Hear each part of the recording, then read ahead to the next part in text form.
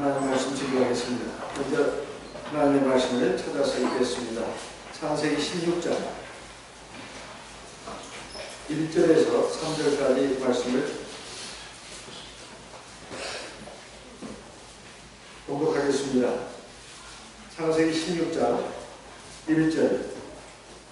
아브라함의 아내 사레는 생산치 못하였고 그에게 한 여종이 있으니 애굽 사람이요 이름은 하갈이라. 사레가 아브라함에게 이르되 여호와께서 나의 생산을 허락지 아니하셨으니 원컨대 나의 여종과 동치 마라.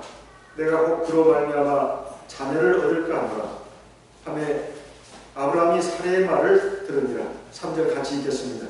아브라함의 아내 사레가 그 여종 애굽 사람 하갈을 가져 그 남편 아브라함에게 처음으로 준 때는 아브라함이 가나안 땅에 거한 지 10년 후였더라.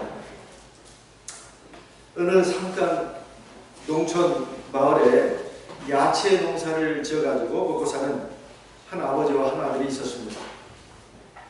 그런데 이들은 이제 거기에서 농사를 지어가지고 나온 그 야채를 가지고 하루를 꼬박하여 도착할 수 있는 그 도시에서 팔아서 거기서 얻은 수입으로 생활할 수가 있었습니다. 어느 날 아침이었습니다. 일찍 출발하기를 원했지만 아버지가 늦잠을 부리는 바람에 출발이 늦어지게 됐습니다. 아들은 불평을 했습니다. 우리가 오늘 새벽 일찍 출발을 해서 하루를 꼬박하여 그 저녁 때 거기에 도착을, 그 다음날 새벽에 거기 도착을 합니다. 그러면 이제 장사를 할 수가 있는 거죠. 그런데 그렇게 하지를 못했습니다. 그래서 아버지에 대해서 이 아들이 막 불평하기를, 야, 아버지가 늘 이러니까 우리가 돈도 못 벌고 이렇게 산골에서 살게 됐다고 이렇게 불평을 했습니다. 이제 아버지는 아들과 함께 마차를 몰고 소를 몰고 야채를 가지고 출발을 했습니다. 한참을 갔습니다. 중간쯤 갔을까요? 아버지가 갑자기 이 아들한테 말했습니다. 야야, 우리가 그동안 큰 집에 들린 지가 꽤 오래됐구나. 가서 형님 좀 뵙고 가야 되겠다. 이렇게 말했습니다. 아들이 말했습니다. 아버지, 새벽에 떠나야 일찍 내일 새벽에 도착할 수 있는데 또 큰 집까지 들면 어떻게 한단 말입니까? 이거 마냥 늦어지지 않겠습니까? 그러니까 아버지가 말했습니다. 돈 버는 것도 중요하다. 하지만 우리가 집안 가족들과 사랑하면서 화목하게 지내는 것이 참 중요한 일 아니겠느냐? 아들은 불평을 했지만 아버지 말을 또 거부할 수가 없었습니다. 따라갈 수밖에 없었어요. 그래가지고 큰 집에 들렸다가 출발했는데 예전보다 한참 늦게 출발하게 됐습니다. 아버지가 가면서도 빨리 갈 생각은 안 하는 거예요. 좋은 경치 나타나면 그거 막 그 감상하느라고, 야, 참 산수 좋다. 또 시원한 겨울가가 나타나면, 야, 저기 한번 가서 발을 한번 담그자 하면서 이제 거기서 발 시원한 물로 씻으면서 이렇게 가는 것이었습니다. 이런 아버지를 보고 아들이 또 불평을 했습니다. 아버지가 이러니까 우리가 늘 이렇게 가난하게 사는 겁니다. 계속 하다가 저녁 때가 되었습니다. 또 갈 길이 겁니다. 그런데 어떤 사람들이 막 모여 있어요. 왜 그런가 해서 가서 봤더니 소 한 마리가 수렁에 빠졌습니다. 그래서 그걸 꺼내기 위해서 막 사람들이 막 애를 쓰고 있었습니다. 아들이 아버지의 성향을 알고, 아버지 이제는 그냥 갑시다. 아버지는 그렇지 않았습니다. 우리가 살다 보면 이런 어려운 일을 당할 때가 있다. 그리고 남들에게 도움을 받아야 될 때가 있다. 그럴 때 우리가 남들에게 무슨 염치로 도움을 청할 수가 있겠느냐. 도움이 필요할 때 도움을 베풀지 않으면 우리는 도움을 다른 사람에게 받을 자격이 없다. 이런 겁니다. 하면서 수렁에 빠진 소를 건져내려고 애를 쓰고 있는 그 사람들 사이에 들어가가지고 같이 또 힘쓰는 겁니다. 그래서 거기서 상당히 시간을 소모했습니다. 그래가지고 이제 밤도 이제 깊었고, 그래서 거기서 숙박을 하게 됐는데, 다음날 아침에 길을 떠나기 시작했습니다. 새벽에 일찍 그 도시에 도착해야 다른 사람보다도 좋은 가격으로 물건을 팔 수가 있고 돈을 벌 수가 있는데 아버지가 이런 식이었다 이 말이에요. 이제 다음날 오후 12시가 지났습니다. 오후 늦은 시간이 됐어요. 그런데 갑자기 그 멀리 보이는 그 도시가 이제 느껴지기 시작했습니다. 근데 거기에서 그 하늘에서 갑자기 막 천둥이 치고 벼락이 떨어지는 것 같은 그 불빛을 보았습니다. 이걸 보니까 아들이 아주 불평이 하늘을 찔듯 했어요. 아버지 이제 틀렸습니다. 우리가 애써 지은 농사 그리고 거기서 얻은 야채 이거 이제 팔 가망이 없습니다. 왜냐하면 저렇게 번개가 치고 천둥이 울리고 하는 거 보니까 비가 내린다는 거죠. 이제 우리는 아무것도 할 수 없습니다. 그래가지고 그래도 가자. 그래서 아버지가 이제 재촉을 해서 그 도시 가까이 갔습니다. 그 도시가 한눈에 내려다보이는 산마음에 올라가게 됐어요. 그 도시를 바라본 순간 아버지와 아들이 입이 다 얼어붙었습니다. 왜 그런가? 그 화려했던 도시가 전부 다 잿더미가 됐어요. 그 도시가 어떤 도시겠습니까? 일본의 히로시마입니다. 히로시마에 원자폭탄이 떨어진 거예요. 2차 대전 때 일본이 굉장히 간악한 짓을 많이 하지 않았습니까? 도저히 항복을 하지 않으니까 미국이 히로시마와 나가사키에다가 원자폭탄을 투하한 것이죠. 그 히로시마에 바로 원자폭탄이 떨어져가지고 도시가 완전히 다 잿더미가 된 거예요. 아버지와 아들은 할 말을 잃었습니다.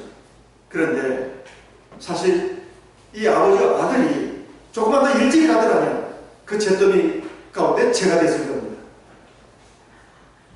아버지가 이 서두르지 않았기 때문에 오히려 그것이 축복이 된다 이 말이에요.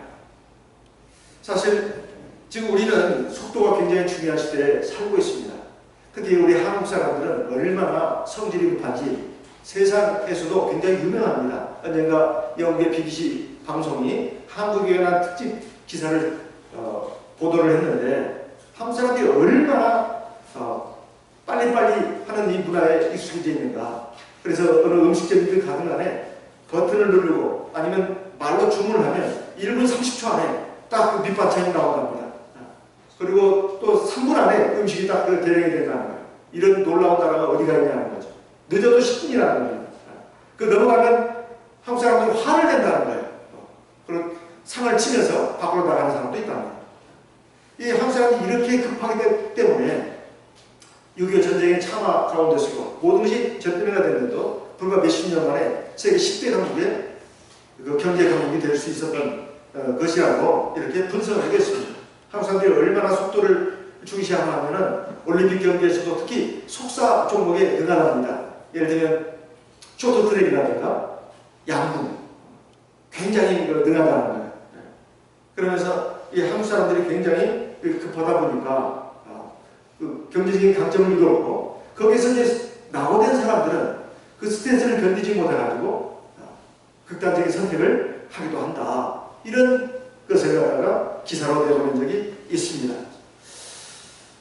그런데 사실 그 영국의 BBC 방송이 보도한 우리 한국 사람들의 속성뿐만이 아닙니다.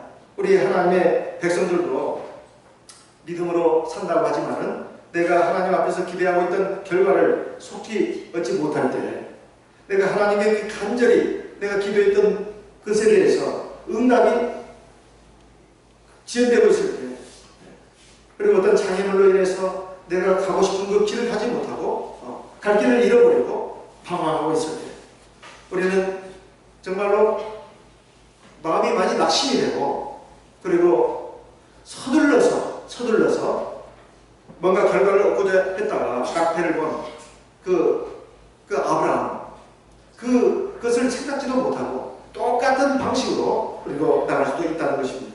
우리는 아브라함의 서둘러가지고 실패한 그런 것을 통해서 교훈을 얻어야 되겠습니다.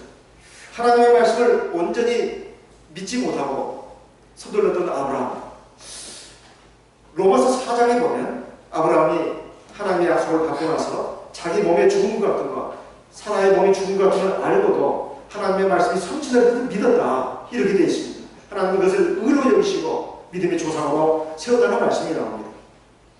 그런데 사실은 그 중간 과정에 생략된 말씀이 있습니다. 우리의 믿음의 조상이라고 하지만 아브라함이 처음부터 끝까지 온전한 믿음을 가졌던 게 아닙니다. 아브라함도 인간인지라, 연약한 육신을 가진 사람인지라 하나님이 아무리 약속하셨다 하지만 자기 나이가 지금 85세가 되고 아내는 75세입니다.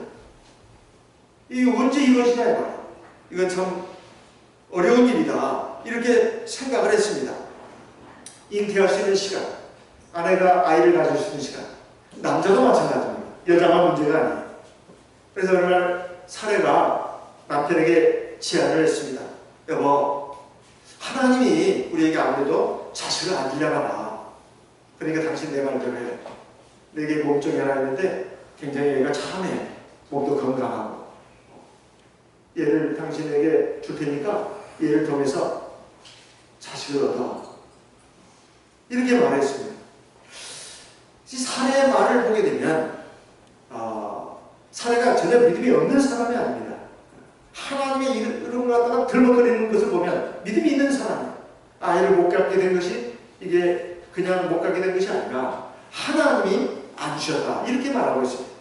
그런데 그 말은 믿음의 말도 있지만은 사실은 불신앙의 말도 있습니다. 우리가 하나님을 믿는다 하면서 입에서 하나님 이름 들먹거리고 하면서도 사실은 자기 생각대로, 자기 뜻대로, 자기 계획대로, 세상 방식대로 행하는 사람들이 적지 않습니다. 사례가 그렇습니다.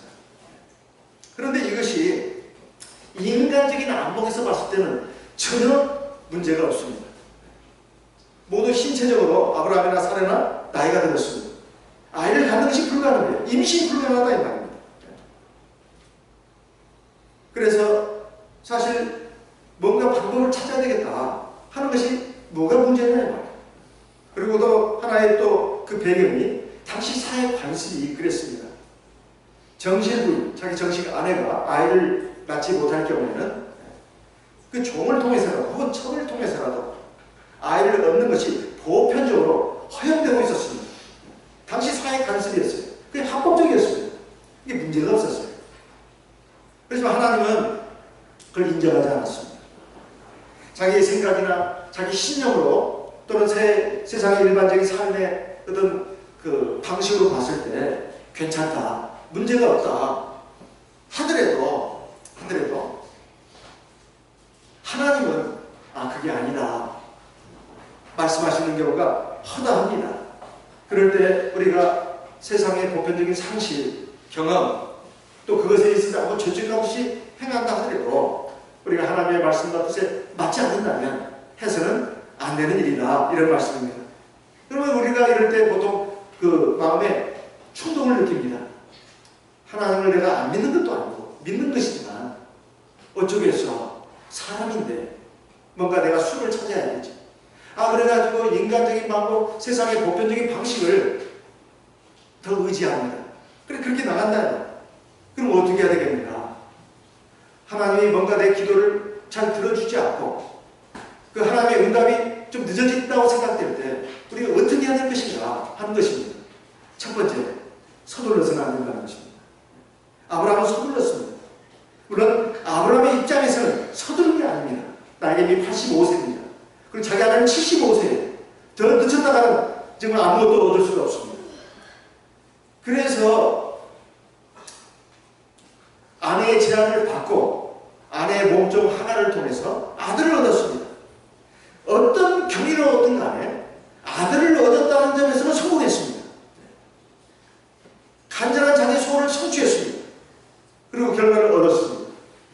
그렇지만 그것은 또 다른 문제와 고통의 시작이었습니다. 왜냐하면 그 일이 이제 일어났습니다. 하갈이 아이를 가진 것을 알고 본부인을 멸시하기 시작한 거예요. 당신은 본부인 해가지고 아이를 못 가는데 나는 비록 종이지만 주인의 아들을 가졌다. 사실은 내가 이 집에 이제는 여주인 것 같다. 아마 이런 마음이었겠죠. 그래가지고 이 사라와 하갈 사이에 심각한 갈등이 일어났습니다. 당시의 사회 법규로서는 있을 수 없는 일입니다. 노예는 어디까지나 노예고 종은 종일 뿐이에요. 그런데도 하갈이 자기의 본부를 생각하지 않고 여주인을 멸시했다. 그러니까 하나님 누구 편을 들어주셨느냐? 본부인 사라의 손을 들어주셨어요. 네 아내의 말을 듣고 이 여인을 쫓아라. 하나님은 어떻게 보면 굉장히 매정하신 분 같습니다. 그러나 하나님은 정식으로 하시는 분이에요. 때가 차니까 하나님께서 약속하신 대로 아브라함에게 아들을 주셨습니다. 그 아들이 이삭이죠. 근데 먼저 난 계집종에서 난 아들 이스마엘하고, 그리고 하나님의 본부인 사라를 통해서 난 약속의 아들 이삭하고 사이에 갈등이 일어났어요. 그 갈등도 일방적인 갈등입니다. 먼저 난 계집종의 아들 이스마엘이 본부인 아들 약속의 자녀 이삭을 갖다가 막 학대를 하는 거예요. 부모가 안 볼 때 막 때려 팬다거나 아주 위험한 짓을 한다거나 이렇게 해서 학대를 했다. 이것을 본부인 사라가, 이삭의 어머니 사라가 봤습니다. 이거 안 된다. 정말 이거 내쫓아라. 한번 돌아온 적이 있었습니다. 근데 또 내쫓아라. 해가지고 하란과 이스마엘이 나가지 않았습니까? 사실 이 두 아들은 아브라함의 아들들입니다. 그런데 그 자식들이 막 그 다투고 싸우는데 이것이 일방적인 또 괴롭힘이고 학대다 이 말이에요. 이런 그 갈등이 사실은 거기서 끝난 게 아닙니다. 이스마엘은 아람 민족의 조상입니다. 오늘날 이스라엘과 아람 민족의 갈등은 수천 년 내려온 것입니다. 그 원인 제공을 누가 했느냐? 바로 아브라함과 사라가 했다. 이 모두가 다 하나님의 말씀을 믿지 않고, 하나님의 인도하심을 믿지 않고, 하나님의 역사를 믿지 않고 서두른 데서 나온 결과입니다. 우리가 어떤 경우에도 게으름 피운다거나 늦잠 부린다거나 이게 꼭 좋은 건 아닙니다. 우리가 서둘러서 일을 해야 될 경우도 굉장히 많이 있어요. 그게 옳은 일이라면, 바른 일이라면 절대 멈춰서는 안 됩니다. 주저해서는 안 된다. 즉각적으로 실행에 옮겨야 합니다. 그러나 그것이 하나님의 말씀인지 아닌지 모를 때는 서둘러서는 안 된다. 사울 왕이 그랬습니다. 우리에게 반면교사가 됩니다. 하나님의 은총에 의해서 이스라엘의 초대 왕이 됐습니다. 그래서 하나님의 백성들을 잘 하나님의 말씀으로 법도로 이끌어가야 되고, 이방 민족으로부터 하나님의 백성을 지켜야 될 책무가 주어지는 것이 바로 왕의 자리 아니겠습니까? 그런데 그 블레셋 사람들이 이스라엘 백성들을 침공하기 위해서 엄청난 숫자로 몰려옵니다. 그때 이스라엘 백성 두려워 떨었고 막 뿔뿔이 흩어져 가는 거예요. 이러다가 큰일 나겠구나. 이것은 이스라엘 백성을 두려워해서가 아닙니다. 자기 위치를 두려워하는 거예요. 자기 위치를 두려워하는 거예요. 그래가지고 사무엘 선지자가 오기로 약속한 날이 있습니다. 그날 와가지고 하나님께 제사를 드리고, 근데 오진 않은 거예요. 그 약속한 날짜가 예를 들면 7월 1일인데 7월 1일에 안 오는 것입니다. 7월 7일이 됐습니다. 일주일이 됐는데도 안 오는 거예요. 아, 이건 안 되겠다. 이러다 큰일 나겠다 해가지고 사울 왕이 자기가 제사장이 돼가지고 제사를 드렸습니다. 사무엘 선지자가 약속한 날보다 일주일이 늦어지니까 이렇게 자기 마음대로 제사를 드린 것이다. 그러니까 이 사무엘 선지자가 가지고 이것을 갖다가 책망을 합니다. 이것이 사울 왕이 왕의 지위에서 쫓겨나게 된 제일 첫 번째 계기입니다. 그게 사무엘상 12장에 나옵니다. 자기 본분을 망각하고 권한을 남용한 거예요. 그러면 우리가 생각할 때 사무엘 선지자가 약속한 날보다 일주일 늦게 왔으니까 사무엘 선지자가 잘못한 거 아니냐? 하나님은 그렇게 말씀하지 않았습니다. 하루, 이틀, 3일, 일주일이 늦어도 상관이 없다는 거예요. 문제는 사울 왕이 자기 본분을 망각하고 제사장의 권한을 침해했다는 것입니다.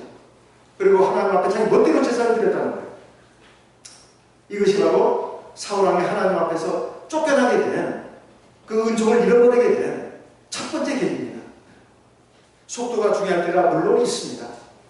그렇지만 하나님의 말씀과 인도하심을 우리가 믿지 못하고 나가면 속도가 오히려 나에게 이득이 되는 것이 아니라 나에게 큰 고통을 가져다주는 원인이 될 수도 있습니다. 결과가 빨리 얻어지지 않을수록 우리가 서두르지 않고 하나님의 말씀에 귀를 기울이고 하나님의 인도하심을 의지합니다. 이것이 굉장히 중요합니다. 인내로서 하나님의 말씀을 믿고 나갈 때 완전한 결과를 얻을 수가 있습니다. 세상 말에도 그런 게 있지 않습니까? 대기만성. 무슨 말이죠? 대기만성. 대기, 큰 그릇은 만사 늦게 이루어진다. 큰 그릇은 늦게 이루어진다. 귀한 것일수록 시간이 걸리는 법입니다. 그러면 사실 우리가 하나님의 인도하심 역사하심을 믿지 못할 때 마음이 약해지고 우리 참 하나님의 말씀에 대한 신뢰가 떨어지기도 합니다. 그러나 그래서는 안 됩니다. 우리 성도님들 가운데 기도를 그렇게 했는데 왜 하나님 기도를 안 들어주시냐, 그냥 속상해하고 울기도 하고 그런 성도님이 계셨습니다. 제가 전주교회 심호할 때 그런 일이 있었습니다. 어느 날 서울의 어느 한 집사님이 연락을 해왔습니다. 자기가 지금 친정이 전주인데 자기 어머니와 동생들을 위해서 오랫동안 기도를 해왔다는 거예요. 얼마 동안? 30년 동안. 그런데 드디어 하나님께서 역사를 하셨다고. 자기가 이제 명절이라든가 또는 부모님 생신 때가 되면 집안에 내려간답니다. 그 밑에 동생들이 남동생이 둘 있고 여동생이 셋인가 있습니다. 그게 맞이에요. 이 여자 집사의 말이 그렇습니다. 그런데 집에 갈 때마다 울고 돌아온다는 거예요. 왜냐하면 어머니라든가 동생들은 다 불교를 믿는데요. 절에는 안 합니다. 그래가지고 자기를 핍박한다는 거예요. 무슨 교회냐고, 예수를 왜 믿냐고, 무슨 참예수교회냐고. 그래서 그런 말을 듣고 그러면서 아니라고, 하나님만이 참신이고 이게 지금 생명의 길이라고. 그런데 수적으로 너무 자기가 적은 것입니다. 1대 몇이에요? 1대 7인가? 그러니까 막 속상해가지고 울면서 이렇게 서울로 돌아오곤 했었답니다. 근데 그 기도를 우리 30년이나 했대요. 사실 기도 한두 달 하는 것도 쉽지 않습니다. 그런데 1년도 아니고 2년도 아니고 무려 30년 동안 어머니와 동생들의 구원을 위해서 그렇게 간절히 기도를 하는 거예요. 그런데 어머니가 암에 걸렸답니다. 그게 그 폐암, 간암, 자궁암 이게 침투가 돼가지고 이제 암이 온몸에 이제 퍼지게 됐어요. 그런데 그래도 그 병원 치료를 받고 해도 끄떡도 안 했습니다. 하지만 얼마 전에 남동생 하나가 사고로 죽었다는 거예요. 그러니까 자식을 먼저 떠내보는 어미의 심정이 어떻겠습니까? 거기에 스트레스를 받아가지고 이 암이 악화가 됐어요. 온몸에 쫙 퍼졌습니다. 그래가지고 그 심한 고통에 시달리게 됐고 이제 오늘 내일 하는 상태가 됐다는 것입니다. 그래서 자기가 어머니한테 동생들한테 말을 했다는 거예요. 어머니 그리고 동생들, 너희들이 지금까지 불교를 믿는다고 전에 그렇게 수십 년 다녀왔지만 이 결과가 뭐냐? 과연 좋은 것이 뭐냐? 아주 담대하게 말했답니다. 지금이라도 안 되겠다. 참 하나님께로 돌아와라. 이제 그 말을 들은 어머니와 동생들이 충격을 받았습니다. 아, 그런가? 정말 그런지도 몰라. 그리고 또 하나 있는 남동생은 하고 한 달 술만 마시고 가정을 잘 돌보지 않는 겁니다. 그 아들이 어머니를 모시고 있습니다. 그 여동생들 대부분이 다 전주에 삽니다. 그래서 목자님, 저희 집에 신방 좀 해주세요. 세례를 받는답니다. 제가 그 말을 듣고 참 의아했습니다. 아니 수십 년간 불교를 믿고 우상을 섬겼던 그런 분들이 갑자기 세례를 받는다니. 그래서 집 주소를 알려주면서 가서 예배도 드리시고 세례 좀 바쳐주세요. 이러는 겁니다. 근데 세례를 함부로 줄 수는 없지 않습니까? 알겠습니다. 그래가지고 제 아내와 또 교회 구역장님들 몇 분과 함께 거기를 갔습니다. 그때가 1월 달이었습니다. 아주 추운 겨울이었어요. 그래서 가면서 반신반의했습니다. 지금 오늘 내일 하신다는 거예요. 그래서 가서 보니까 그 모친이 70대로 제가 지금 기억하고 있습니다. 근데 보니까 피골이 상절됐어요. 그냥 뼈가죽에다가 살 입혀놓은 정도예요. 눈은 쾌했습니다. 온몸이 잿빛이었어요. 진짜 오늘 내일 하시는 분 같았어요. 힘겹게 누워있다가 겨우 일어나 앉았습니다. 거기에 보니까 딸들이 와 있었어요. 그래서 거기서 예배를 드렸습니다. 이 세상에 참 신은 하나님밖에 없다.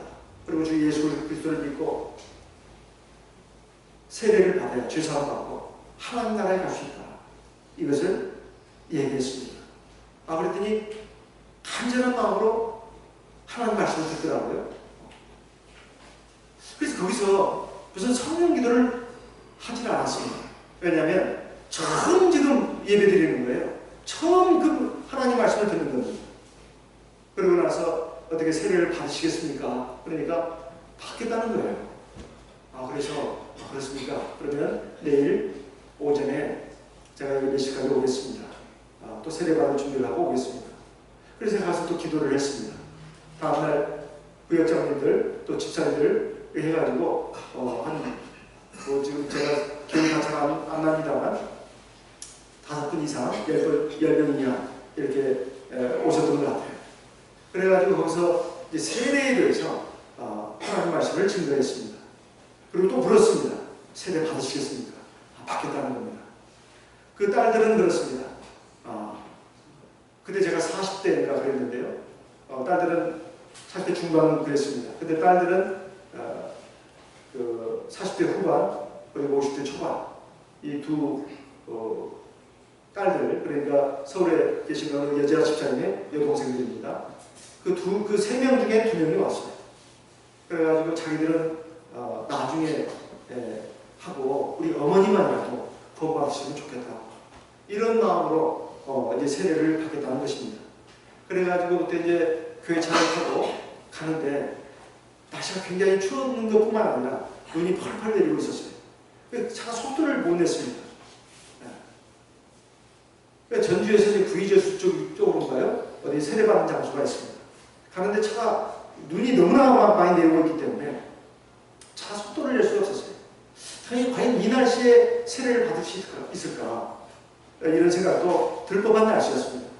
그래가지고 세례 장소에 도착하니까 이미 눈이 많이 쌓였습니다. 이제 세례받는 그 차가운 물 있는 대로 돌멩이를 이제 밟고 가서 들어가야 합니다. 먼저 거기 가서 간단하게 또 예배를 드리고 또 기도를 했습니다. 그리고 나서 이제 세례를 받으려고 하는데 눈보라예요. 여기서 한방 눈이 막 내리는데 바람까지 부니까 많은 성도님들이 걱정을 했습니다. 그런데 저는 생각할 때 하나님께서 구원을 위해서 지금 세례를 받게 하시는데 이 모친이 세례받다가 갑자기 찬물에서 돌아가신다거나 절대로 그런 일은 일어나지 않는다. 저는 그걸 확신했습니다. 제가 걱정되는 것은 이제 세례 받기 위해서 이 모친이 이제 어쨌든 찬물 속에 들어와야 되는데 얼마나 참 추우실까. 몸에 열이 많습니다. 그리고 이미 사실 살아있지만 살아있는 목숨 같이 안 보였어요. 그래서 운전했던 한 집사님 또 한 어떤 분이 이 양쪽에서 이렇게 거들었습니다. 저는 먼저 물속에 들어가서 기도하고 대기하고 있는 겁니다. 근데 지금까지 제가 세례를 많이 베풀어 봤지만은 지금까지 그렇게 추웠던 적이 없었던 것 같아요. 원래 눈이 내리는 날은 그렇게 춥지 않습니다. 근데 그날은 얼마나 추웠는지 특히 물이 추웠어요. 어떤 얼음물 속에 가서도 제가 세례를 받은 적도 있습니다. 그런데 그래도 그렇게 춥지 않았어요. 발이 따뜻했습니다. 지금까지는 그랬어요. 근데 이상하게 그날은 제가 그 물속에 들어가서 먼저 기다리고 있는데 다리가 어는 것 같았어요. 어는 정도는 아닙니다. 막 뼈마디가 막 그냥 찢어지는 것 같았어요. 그렇게 추웠습니다. 그래서 서 있기가 굉장히 힘들 정도였어요. 그래서 제가 걱정되는 것은 이 모친이 얼마나 힘들까. 빨리 세례를 받쳐야 되겠다. 그런데 이제 느릿느릿 걸어오시는 거예요. 느릿느릿. 부축을 받아서 느릿느릿 걸어오시는데 들어와서 또 잠깐 또 두 손을 모으고 이제 기도를 했습니다. 그리고 세례 받고 나오실 때 할렐루야 하세요. 이렇게 이제 말했습니다. 하나님에 감사합니다. 보내주셔서 감사합니다. 그런 뜻입니다. 제가 참 그때 굉장히 친근했던 것 같아요. 굉장히 추운 날씨인데 어쨌든 그렇게 해가지고 세례를 바치고 나오는데 할렐루야 하시는 거예요. 어때요? 많이 추웠습니까? 그러니까 아니요. 물속이 왜 이렇게 따뜻한지요? 그러는 겁니다. 제가 깜짝 놀랐어요. 하나님의 역사입니다. 하나님의 역사예요. 물이 너무 따뜻하더라고요. 그러더라고요. 많은 분들이 이제 밖에서 찬송을 부르고 있었습니다. 그래가지고 어떻게 했을까요? 차를 타고 그 집으로 갔습니다. 이제 성령 받기 위해서 기도해야 되는 거예요. 왜냐하면 오늘 내일 하시는 분이니까. 그래서 성령에 대해서 또 1시간 예배를 드렸습니다. 예배를 드리고 이제 하나님 앞에 성령을 구합니다. 이제 믿음을 가지고 성령을 구하시기 바랍니다. 그 모친한테 제가 이렇게 말했는데 그 딸들이 옆에 있었습니다. 그 딸들이 그 말씀을 또 간절히 또 듣는 거예요. 우리 어머니가 세례도 받았겠다. 이제는 성령까지 받으셔야 하나님 나라 간다고 하니까 딸들도 열심히 기도를 하는 겁니다. 처음으로 이제 밤 기도를 한 거예요. 처음에는 제가 오성으로 기도했지만 이제 두 번째 기도는 성령 받기 위한 기도니까 성령 기도를 할 수밖에 없지 않습니까? 그래서 이제 기도를 시작했습니다. 기도를 시작한 지 얼마 안 됐습니다. 성령을 받았어요. 누가 받았을까요? 누가 받았을까요? 모친이 받았을까요? 아니요. 그 옆에 딸들이 받았습니다. 두 딸들이 받았어요. 40대 후반, 50대 초반이면 두 딸들이 성령을 받았어요. 모친이 성령을 받은 게 아닙니다. 제가 이 안수를 하다 보니까 어디서 방언기도 소리가 나는 거예요. 보니까 두 딸들이 어머니 위해서 간절히 기도하는데 두 딸들이 성령을 받은 거예요. 그것도 충만하게. 그래서 어머니 안수하다가 그쪽에 가서 또 안수를 했습니다. 성령이 확실한 자인지를 확인하기 위한 그런 목적도 있습니다. 분명히 성령을 받은 거예요.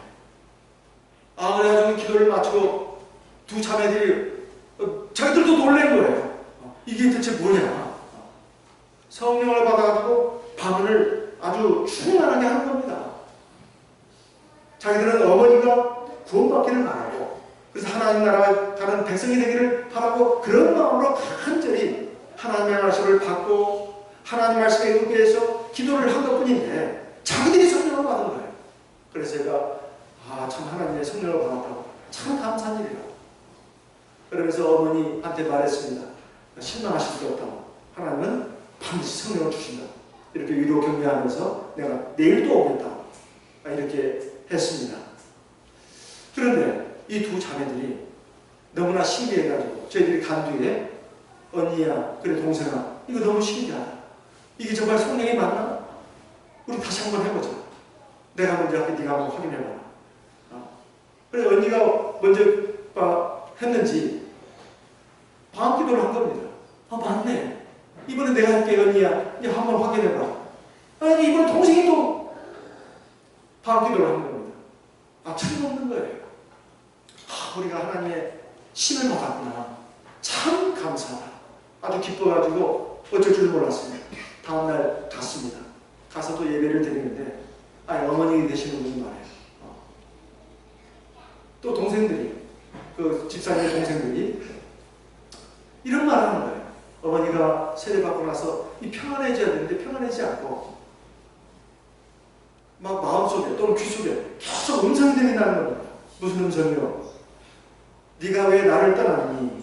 너는 나를 떠날 수 없어. 이런 음성이 쭉 들린다는 거예요. 제가 보니까 그 사탄의 역사입니다.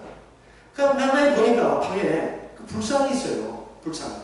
이 영주가 또 이렇게 그 상에 이게 놓여져 있습니다.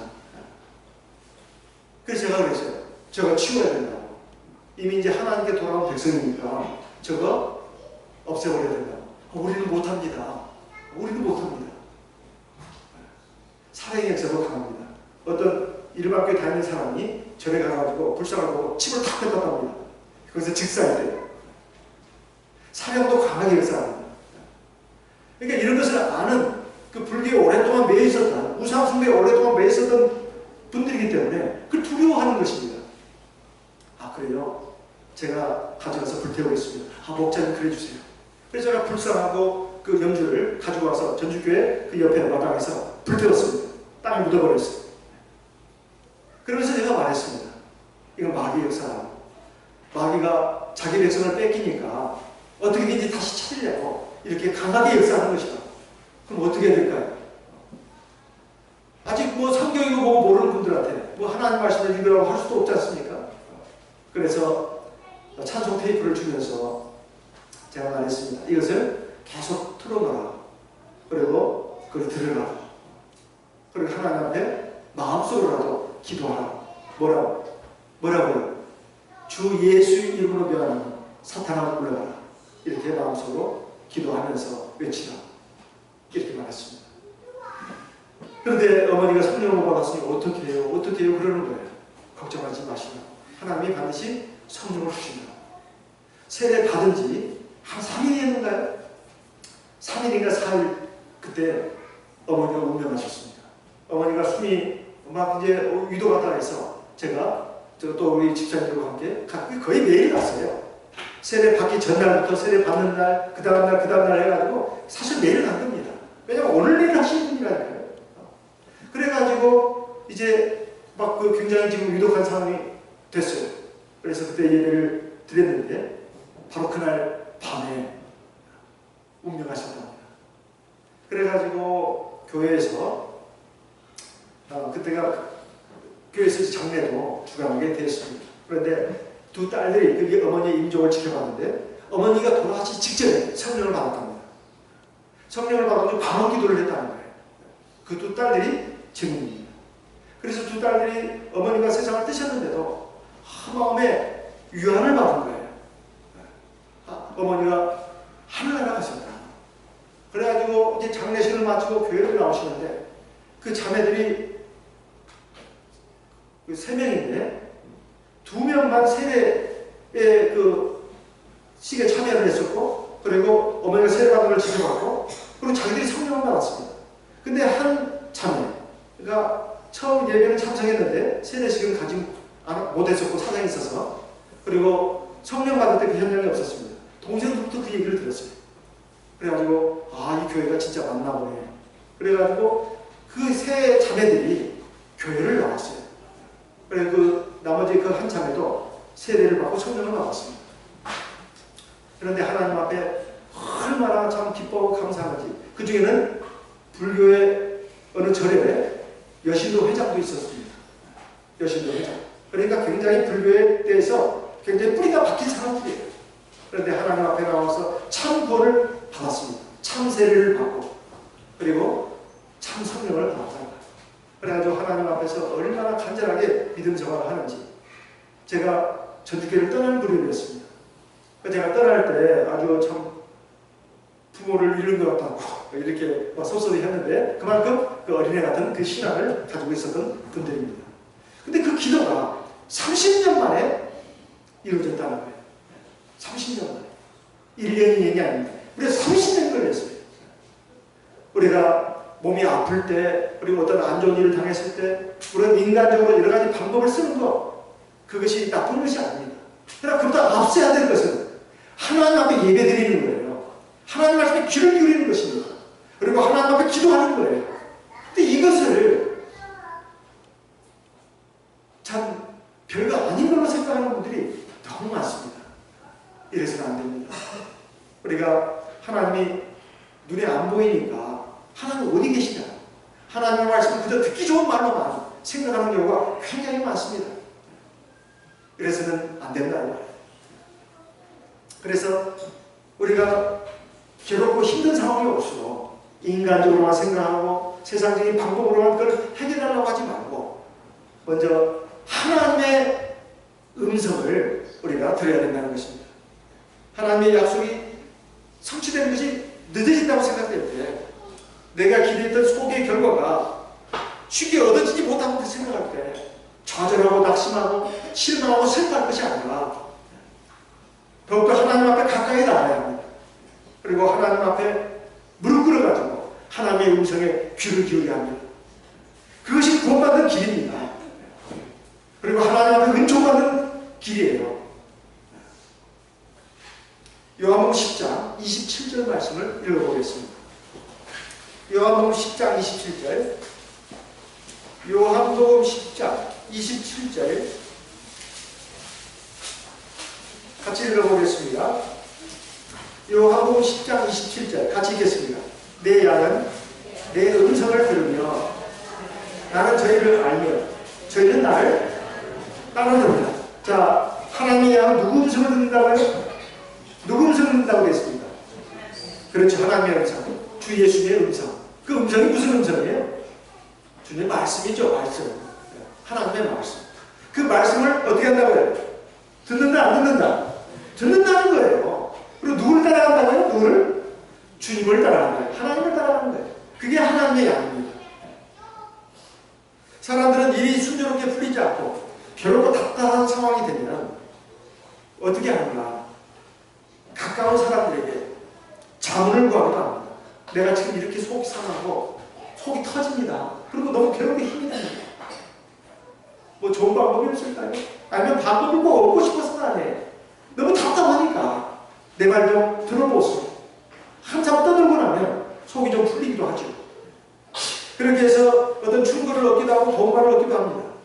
그것이 때에 따라서는 유익이 될 수도 있습니다. 그러나 그것이 꼭 그런 건 아닙니다.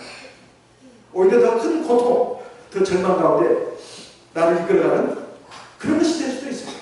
사람들의 조언이라고 하는 것이 꼭 유익이 되는 게 아닙니다.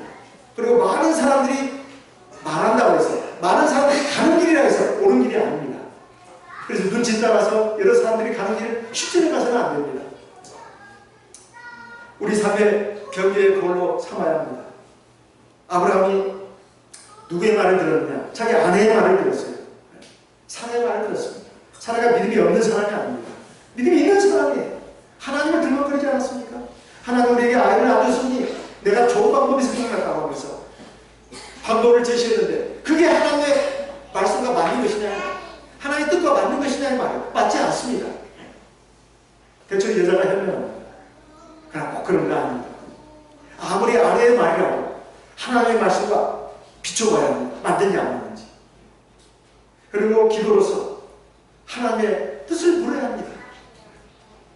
사람이 하는 말은 대체로 옳은 말이 있는 것 같고 한면이 있는 말, 이치에 담은 말이 있는 것 같아도 따져봐야 합니다. 하나님의 말씀에 맞는지 안 맞는지. 근데 우리가 하나님의 말씀을 다 하는 것도 아니잖아요. 그 방법이 있어요. 바로 하나님 앞에 기도하는 겁니다. 기도해도 나 혼자만 떠드는데요. 그게 아닙니다. 하나님은 우리의 기도를 통해서 하나님의 말씀을 깨닫게 합니다. 그래서 첫째는 하나님의 말씀에 귀를 기울여야 돼요. 예배 시간이 나오는 것이 굉장히 중요합니다. 제가 오랫동안 하나님 일을 하면서 성도님들에게 듣는 참 은혜로운 감정은 그겁니다. 내가 생각했던 의문점들 그리고 내가 고민했던 것들 예배 시간에 나오면 해답을 얻는다는 거예요. 해답을 얻는다. 저는 그 말이 그렇게 기쁠 수가 없습니다. 제가 잘해서가 아닙니다. 하나님이 그 말씀을 그 시간에 주신다는 거예요. 그리고 예배 한 시간을 놓치는 것은 억만 원을 놓치는 것과 똑같습니다. 특히 안식일. 사람은 불완전하고 부족합니다. 하지만 하나님은 그를 통해서 하나님의 말씀을 보신다 이 말이에요. 그래서 하나님의 말씀은 우리 삶의 문제의 해답입니다. 그리고 해법이에요. 현실과 맞는 말씀이 아니라 그 자기 생각입니다. 시편 119편 105절을 보면 주의 말씀은 내 발의 등이요 내 길에 빛입니다. 이렇게 되어 있어요. 그리고 디모데후서 3장에 보면 하나님의 말씀은 사람을 하여금 구원에 이르게 하고 올바르게 행하고 온전한 사람이 돼서 하나님께 복받게 하는데 아주 필요한 말씀이라고 하는 것을 디모데후서 3장 15절로 17절에 말씀하고 있습니다. 그 말씀과 더불어서 우리가 성령 기도를 꼭 간절히 해야 합니다. 근데 이 말씀은 귀에 못이 박히게 들어도 사실 실행하기가 쉽지가 않습니다. 그런데 왜 성령 기도를 왜 해야 되느냐? 그 날랄랄라 그 방언 기도 소리 그 뜻도 모르는 기도를 왜 해야 되느냐? 그 비밀이 있다는 말이에요. 고린도전서 14장 2절 말씀을 보겠습니다. 고린도전서 14장 2절 같이 읽어보겠습니다. 고린도전서 14장 2절 같이 읽겠습니다. 방언을 말하는 자는 사람에게 하지 아니하고 하나님께 하나니 이는 알아듣는 자가 없고 그 영으로 비밀을 말한다. 여기 그 영으로 비밀을 말한다. 사람이 알아듣는 말이 아니에요. 방언기도. 그 영은 성령입니다. 성령이지 비밀을 말하는 거예요. 누구한테? 하나님한테. 아니 기도하는 나는 모르고 내 안에 있는 성령이 비밀을 하나님께 말하면 나한테 무슨 이익이 있느냐 이렇게 생각할 수가 있어요. 그러나 그것이 그럴까요? 로마서 8장 26절을 보겠습니다. 로마서 8장 26절 같이 읽어보겠습니다. 로마서 8장 26절 같이 읽겠습니다. 27절까지 같이 읽겠습니다. 이와 같이 성령도 우리 연약함을 도우시나니 우리가 마땅히 빌 바를 알지 못하나 오직 성령이 말할 수 없는 탄식으로 우리를 위하여 친히 간구하십니다. 그 다음에 마음을 감찰하십니다. 성령의 생각을 아시나니 이는 성령이 하나님의 뜻대로 성도를 위하여 간구하십니다. 우리가 기도를 해도 이 기도가 하나님의 말씀과 뜻에 맞는지 안 맞는지 잘 모릅니다. 그리고 어떤 말로 기도해야 될지 모를 때가 많아요. 그래서 성령을 주신 겁니다. 우리가 마음으로 생각으로 기도를 하더라도 걱정하지 않을 것은 하나님은 우리가 개떡같이 말해도 하나님은 찰떡같이 알아버려요.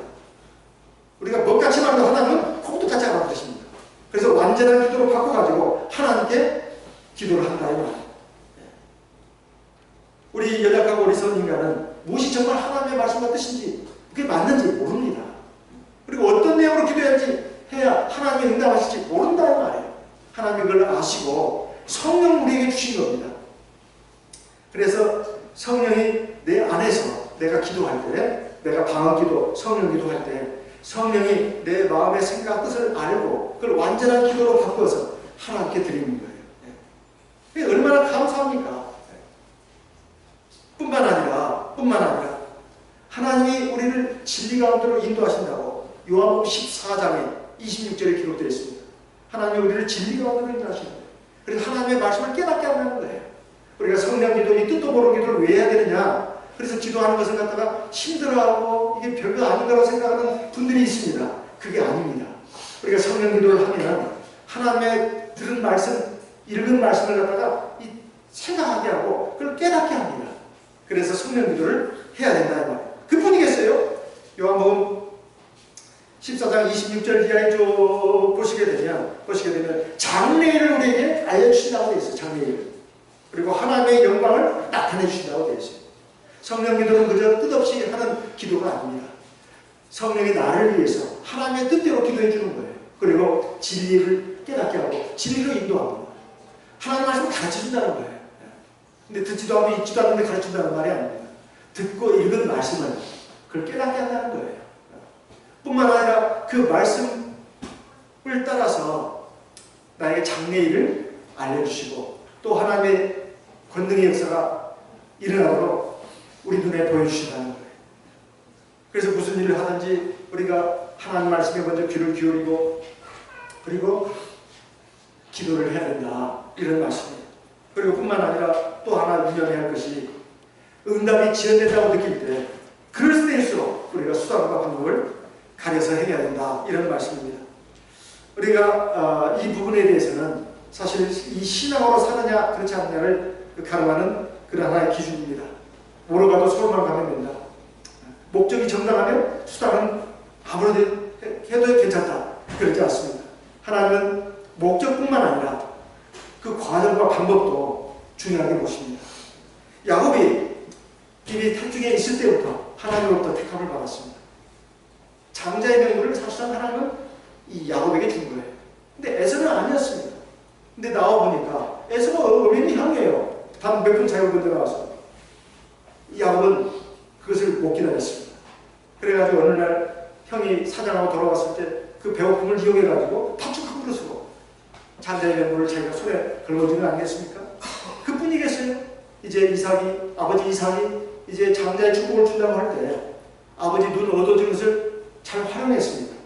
형처럼 변장을 해가지고 가서 장자의 축복을 받았어요. 그 결과가 뭐였을까요?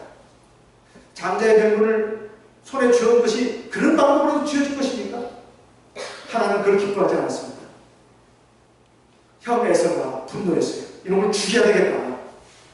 그 소리를 아버지 이삭과 어머니 리브가가 들었어요. 너 빨리 외삼촌 집으로 가라. 그래야 피난 길로 가게 되는 거 아니에요? 그뿐이겠습니까? 이제 얼마 있으면 내가 너를 부를 것이다.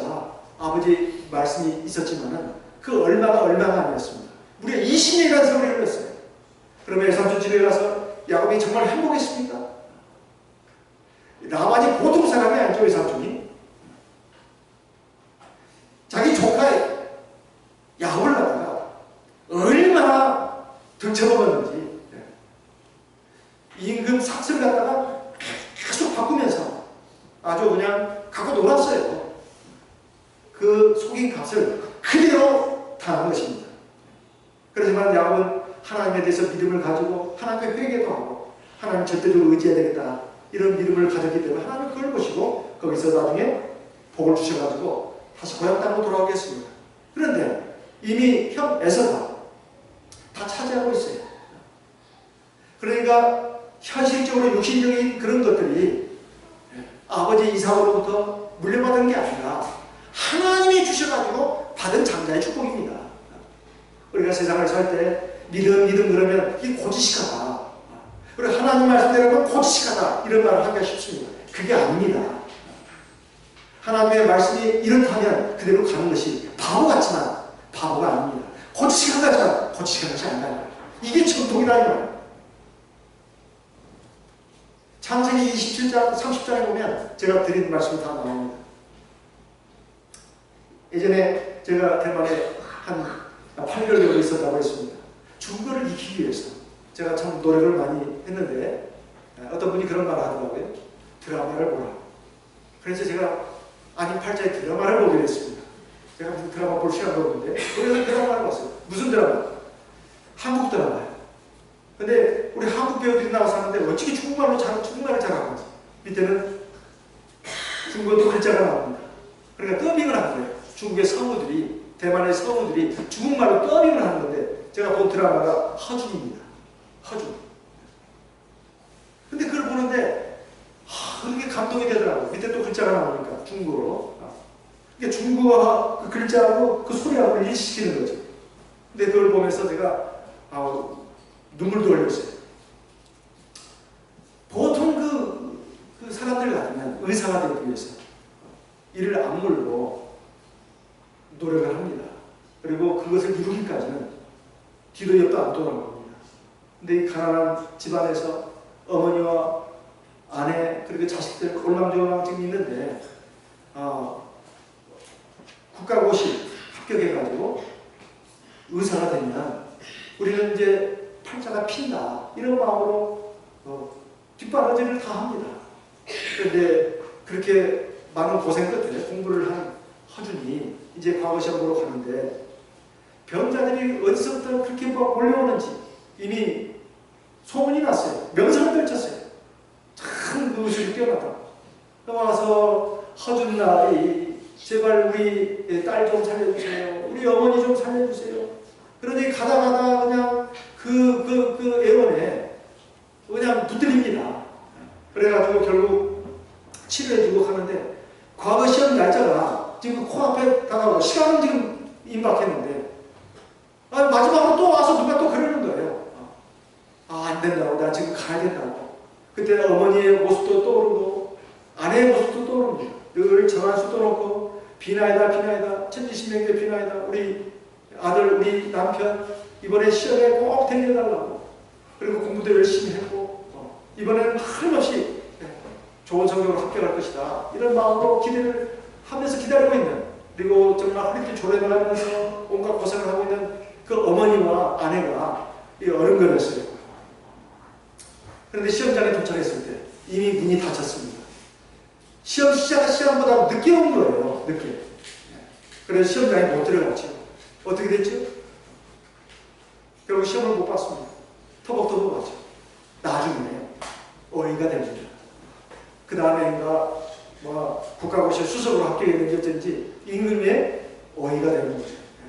그러나 그 유명한 동의보감이 나온 거 아니겠습니까? 저는 그 드라마를 보면서 이것이 하나님이 사람들의 마음속에 심어주신 옳고 그름을 분별하시는 이성이다. 우리 주 예수님도 겟세마네 동산에서 기도하실 때 주여 주께서는 아버지께는 모든 것이 가능하오니 할만하시거든 이 자녀에게서 떠나게 하옵소서. 그러나 내 원대로는 없이고 아버지의 원대로 되기를 원합니다. 사실 예수님은 하나님의 구원의 경륜을 이루기 육신을 갖고 있었기 때문에 너무 힘들었어요. 고통이 너무 심했습니다. 정신적으로나 육체적으로. 자기의 피조물들 이렇게 자기를 모욕하고, 그리고 자기가 그렇게 3년 동안이나 기다렸던 치료들은 뿔뿔이 흩어졌습니다. 정말 외롭고 고통스러웠어요.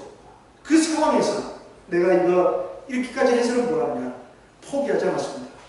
고통 가운데서 그는 하나님 앞에 무릎을 꿇었습니다. 그리고 하나님의 음성을 듣고자 했어요. 하나님의 뜻을 물었던 것입니다. 이것이 중요한 겁니다. 우리가 고통을 만날 때, 그리고 시련과 역경에 늪에 있을 때 인간적으로 괴로워하고 힘들어하고 한탄만 것이 아니라 하나님 앞에 나와서 무릎을 꿇고 하나님의 음성에 귀를 기울여야 합니다. 그리고 하나님 앞에 기도해야 합니다. 교회에서도 뿐만 아니라 집에서도 마찬가지입니다. 어떤 어려운 일이 있을 때, 괴로운 일이 있을 때, 실망스러운 일이 있을 때 신세 한탄하고 누구 원망하고 불평만 할 것이 아니라 하나님이 나에게 뭘 원하시는가, 하나님의 말씀에 귀를 기울여보자. 그리고 그러면서 우리 다 같이 모여 앉자. 하나님의 말씀을 가지고 예배를 드리는 겁니다. 그리고 기도하자. 기도하는 거예요. 이것이 첫 번째가 되어야 되는 것입니다. 근데 이 첫 번째가 되려면 신앙이 있어야 되는 거예요. 근데 이것은 별거 아닌 걸로 압니다. 자, 그러면 그 별거 아닌 걸로 알고 살아온 우리 성도님들이 있다 합시다. 인생 제대로 살았습니까? 인생이 제대로 풀렸냐 이 말이에요. 이것은 과거를 가지고 매도하는 것이 아니라 저나 여러분이나 하나님 앞에서 때로는 신앙으로 살고, 때로는 불신앙으로 살고, 때로는 순종으로 살고, 때로는 불순종으로 살고, 이런 것이 계속 반복이 됐습니다. 한번 비교를 해보라는 거예요.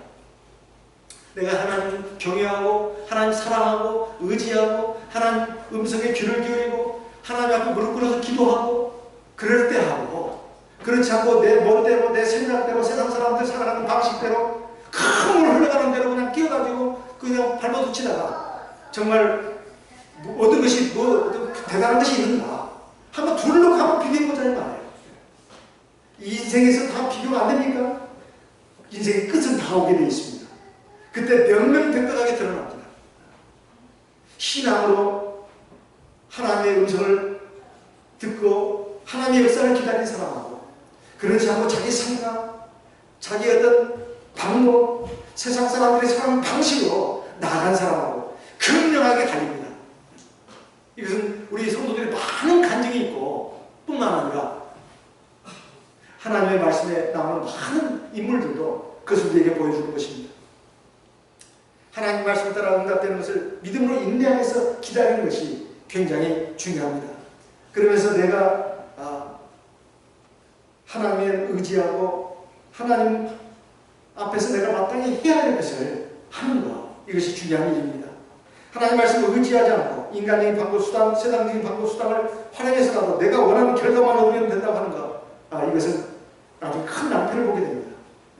그리고 나중에 나에게 더 큰 고통과 어려움을 가져다 줄 수 있습니다. 물론 그가 그렇게 하더라도 그걸 회개하고, 그걸 정당화하는 것이 아니라 회개하고 하나님 앞에 돌이키면 하나님은 또 인자와 긍휼이 풍성하신 분이에요.